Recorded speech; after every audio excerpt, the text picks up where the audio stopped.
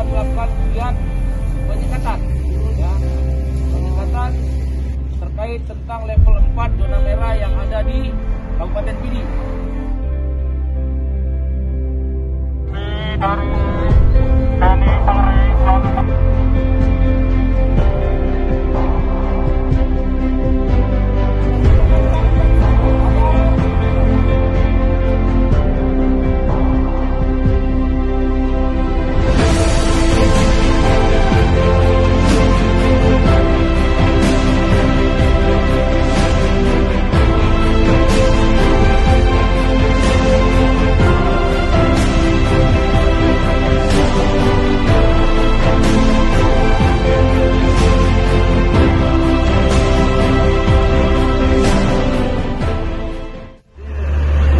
Kami fokus ke masyarakat yang datang dari luar Kabupaten Pidi yang masuk di Pidi, dan bagi saudara-saudara kita yang kita periksa, kita laksanakan swab, kemudian yang belum melaksanakan vaksin, kita sediakan vaksin di tempat ini.